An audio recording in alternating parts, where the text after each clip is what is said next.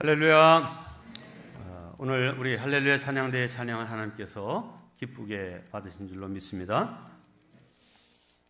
이번 주일부터는 우리 찬양대도 2차까지 예방주사를 맞으신 분들은 인원의 제한을 받지 않고 찬양대에 설 수 있게 되었습니다. 오늘 평상시에 한 4분의 1 정도의 본래 우리 할렐루야 찬양대 인원들이 참여하셨는데 더 많은 현장 예배 인원이 회복될 수 있기를 기대합니다. 오늘 추수감사주일 예배를 드리시는 우리 모든 성도님들 심령 속에 감사와 행복이 충만하시길 주님의 이름으로 축원합니다. 잠시 전에 영상 광고를 통해서 보셨듯이 이번 토요일과 주일에 열리는 행복나눔 바자회, 성도님들의 사랑 가득한 소중한 물품들이 여러분들을 기다리고 있습니다. 본래 서울에서 자그마하게 하려고 했던 계획이었는데 최금단 집사님의 자녀들이 경영하는 조근샵에서 엄청난 양의 새 옷들을 많이 기증해 주셨고, 연이어 우리 성도님들이 깨끗하고 혹은 잘 세탁해서 정성스럽게 손질한 많은 물건들을 기증해 주셨습니다.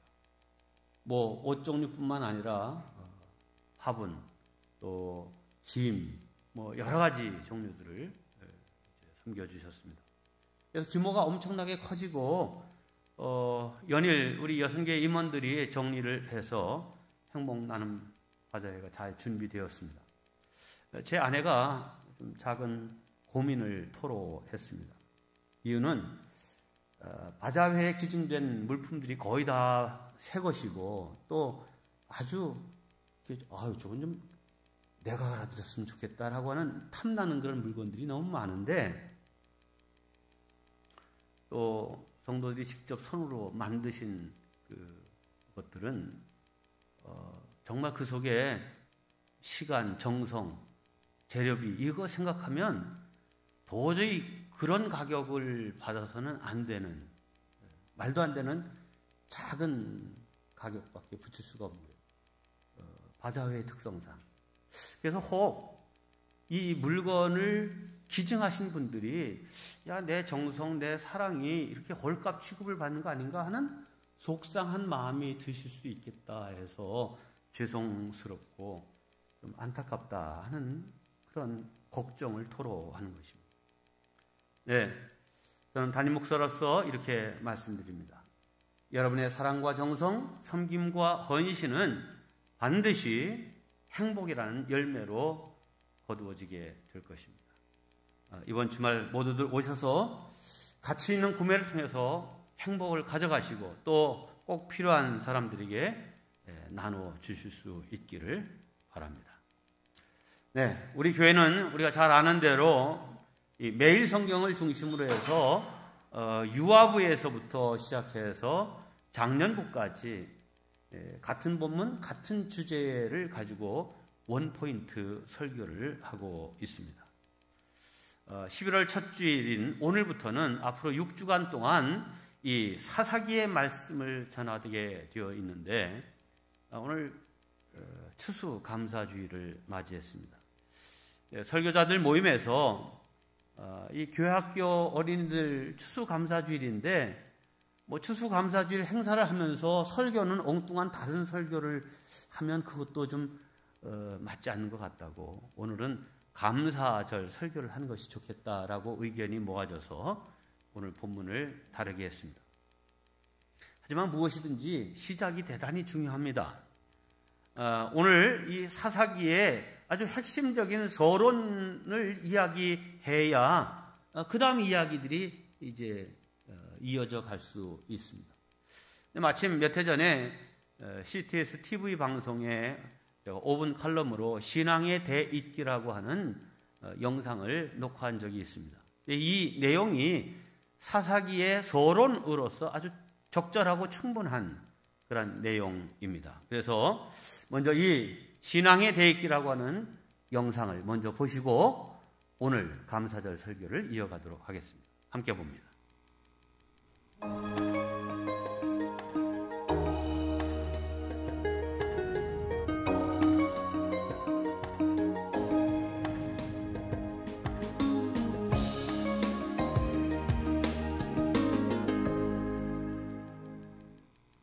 안녕하십니까? 부천 중동의 꿈마을 엘림교회를 섬기고 있는 김영대 목사입니다. 신앙의 대입기가 약해지고 있습니다. 한국 교회의 미래를 어둡게 만드는 가장 큰 요인이 있습니다. 바로 교회학교의 현격한 감소 현상입니다. 물론 우리 사회의 급격한 출산율 감소가 가장 큰 원인으로 지목되고 있습니다. 그러나 제가 오늘 제기하고자 하는 문제는 신앙의 대입기가 점점 약해지고 있다는 점입니다. 믿음을 가진 부모들조차 학생 때는 공부가 우선이고 대학에 들어간 다음에 열심히 신앙생활해도 늦지 않는다는 사고방식을 가지고 있는 것입니다.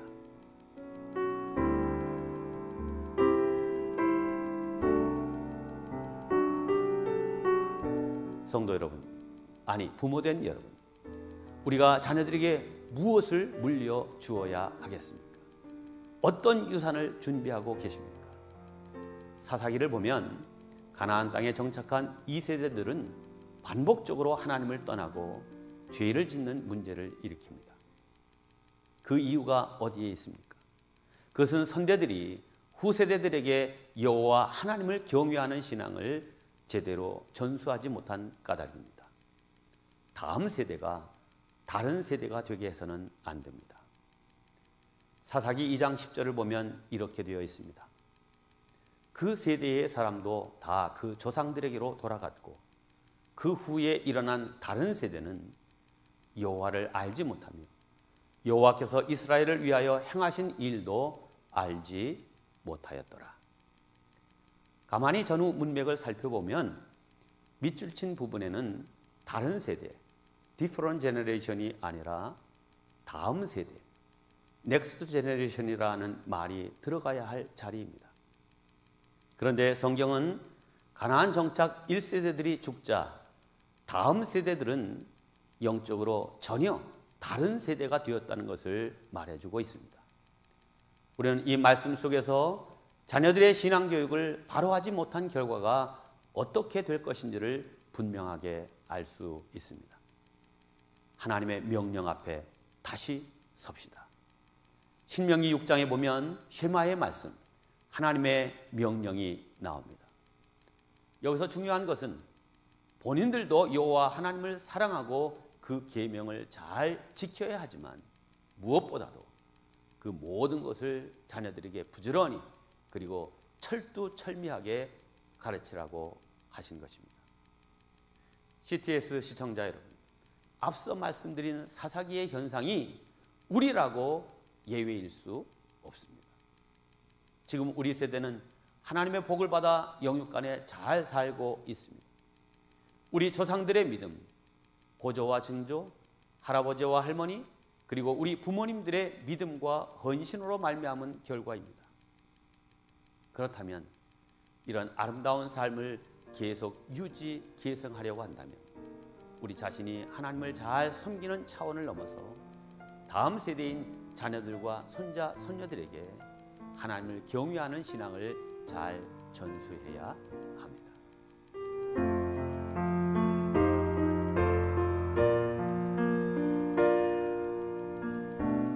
세대 간의 차이는 분명히 있습니다. 문화가 다르고 가치관이 다르기 때문입니다. 하지만 우리의 자녀들이 여호와를 모르는 세대, 다른 세대가 되게 해서는 안 됩니다. 여러분에게 묻습니다. 당신의 자녀와 손자, 손녀들은 지금 영적으로 어떤 상태에 있습니까? 영적 가치를 계승하고 있는 다음 세대입니까? 아니면 세속 가치를 따르는 다른 세대입니까? 바라기는 신앙의 대입기를 가장 큰 사명과 가치로 여길 수 있기를 바랍니다. 그것이 자녀들을 가장 복되게 하는 일입니다.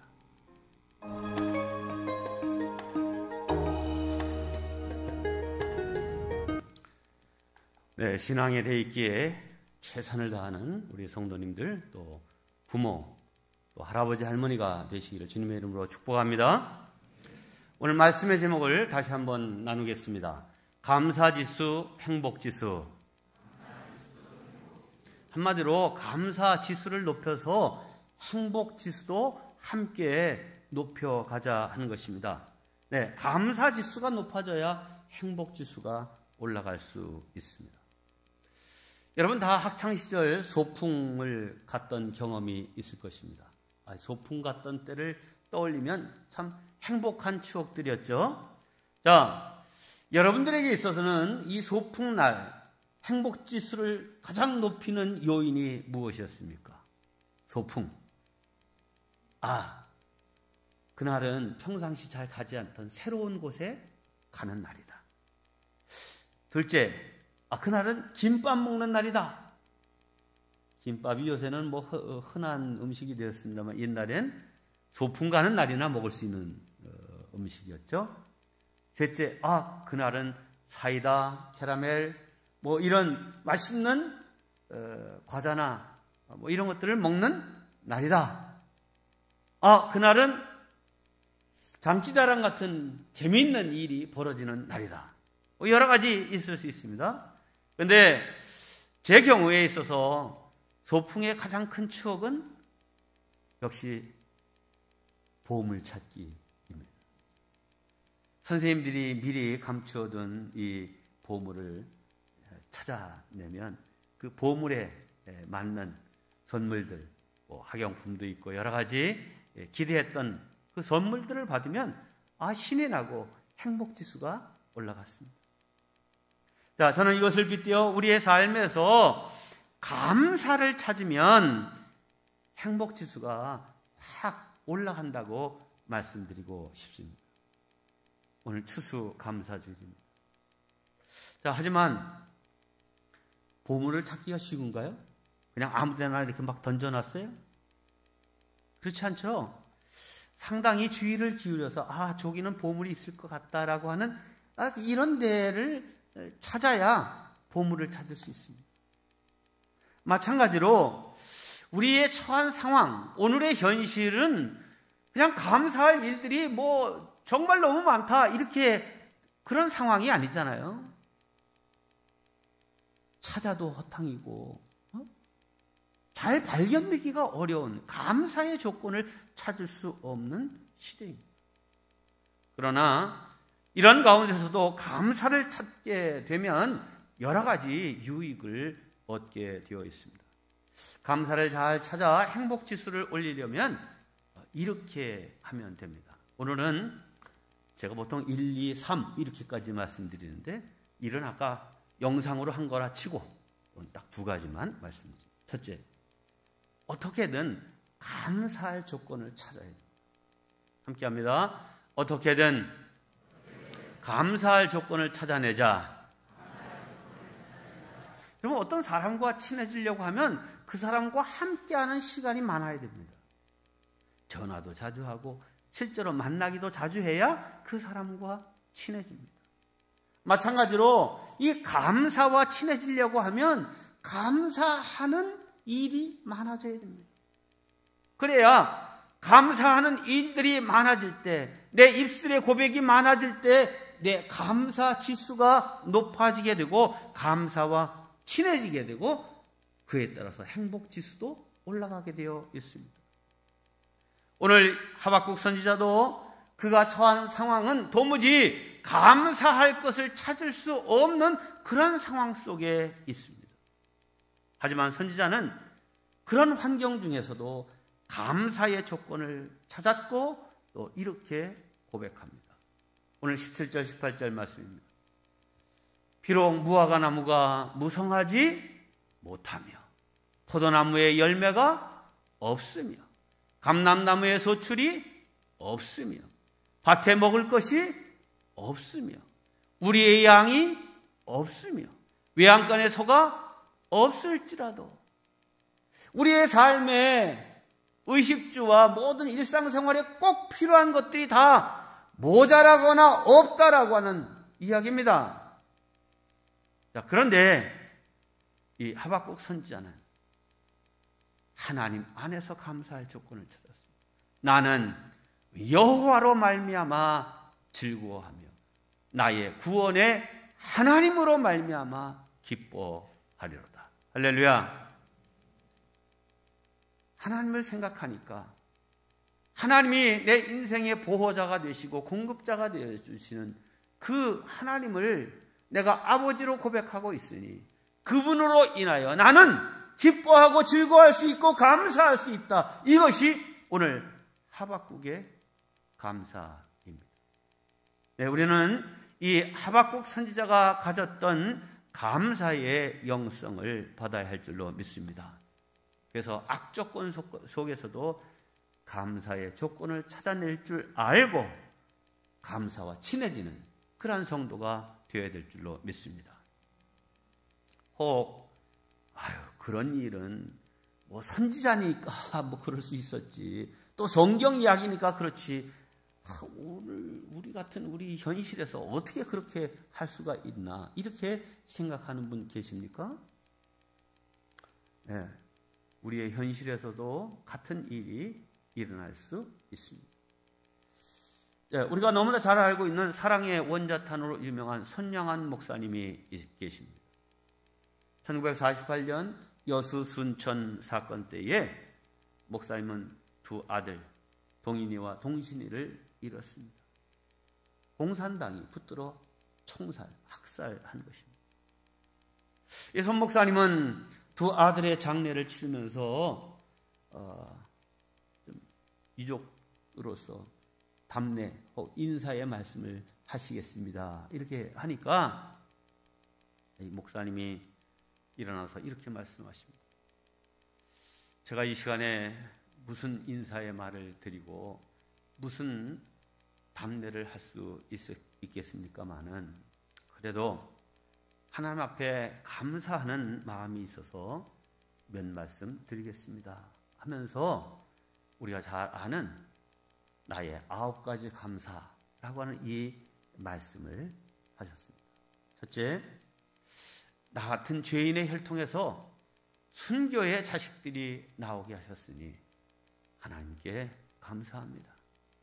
둘째, 허다한 많은 성도들 중에 어찌 이런 순교의 보배들을 주께서 하필 내게 맡겨주셨는지 그 점 또한 주님께 감사합니다. 셋째, 3남 3녀 중에서 가장 아름다운 두 아들 장자와 차자를 바치게 된 나의 축복을 하나님께 감사합니다. 넷째, 한 아들의 순교도 귀하거늘 하물며 두 아들이 함께 순교했으니 더욱 감사합니다.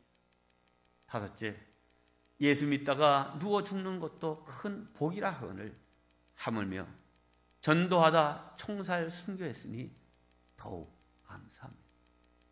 여섯째, 미국 유학 가려고 준비하던 내 아들 미국보다 더 좋은 천국에 갔으니 내 마음이 안심되어 하나님께 감사합니다.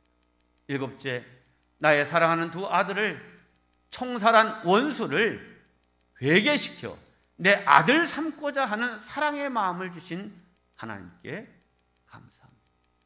여덟째, 내 두 아들의 순교로 말미암아 무수한 천국의 아들들이 생길 것이 믿어지니 우리 하나님께 감사합니다.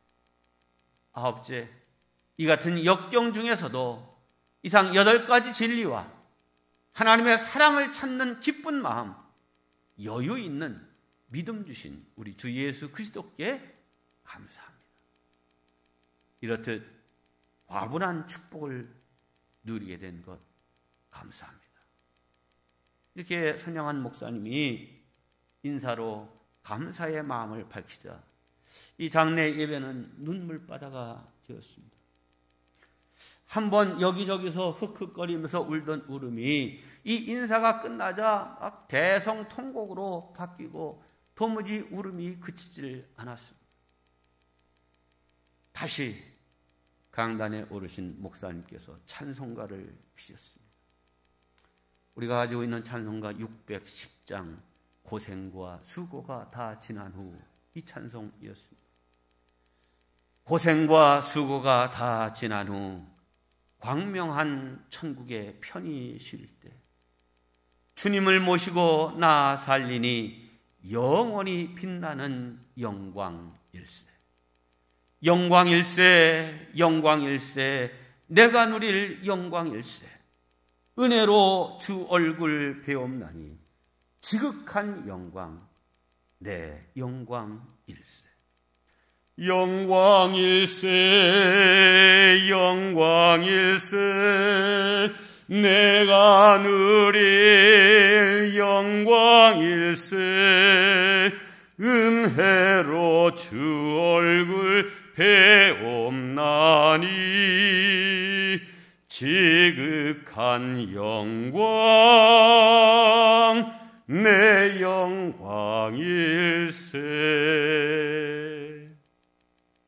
목사님이 계속해서 이 찬송을 부르니 통곡하던 성도들이 하나둘 이 찬송을 따라 부르기 시작했고, 모든 성도들의 마음속에 이 슬픈 장례식에도 예수 믿는 우리 성도들 찬송할 수가 있고 소망을 이야기하고 감사할 수 있음이 너무 귀하고 복되구나 하는 것을 다 느끼면서 이 장례를 은혜로 마치게 되었습니다. 장례식을 마친 후에 첫 주일이 되었습니다. 선 목사님은 두 아들이 순교한 것을 감사해서 1만 원의 헌금을 하나님께 올려드렸습니다. 당시 이 선 목사님의 한 달 사례비는 80원이었습니다. 그래서 제가 80원이 한 달 사례비인데 1만 원을 드렸으면 이게 어느 정도의 가치인가를 얼른 계산해 봤습니다. 80원씩 사례비를 한 푼도 안 쓰고 1년을 모으면 960원. 채 1,000원이 안 되잖아요. 그러니까 1만 원은 자기의 생활비 전체를 10년 동안 모아도 모자라는 그런 정도의 돈입니다. 네. 손양원 목사님의 전 재산을 두 아들의 순교를 감사해서 예물로 하나님께 바친 것입니다. 손 목사님은 자신의 아들들을 죽인 안재선을 양자로 삼아서 손재선이라는 새 이름을 주었고, 그를 목회자로 키워내는 사랑의 기적을 이루어내셨습니다. 이 이야기를 담은 영화가 사랑의 온자탄이죠. 우리 제자훈련을 마친 1기부터 4기까지 모든 분들과 함께 국내 성지 순례로 여수 애양원과 이 손양원 기념관 다 둘러봤습니다. 자, 그때 제가 그 앞에서 마음이 울컥하고 좀 감격했던 그런 유품인데 그 중에 하나가 바로 이겁니다. 바로 그 목사님이 두 아들 순교를 감사해서 함께 감사헌금을 드렸던 그때 그 봉투가 지금 유품으로 남아서 거기에 전시가 되어 있더라고요.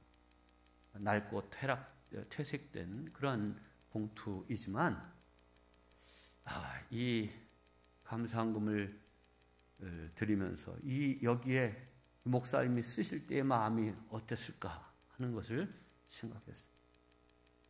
이 손 목사님은 그야말로 감사의 조건들이 너무너무 많아서 감사할 조건들을 9가지, 10가지 이렇게 막 쓴 것이 아닙니다.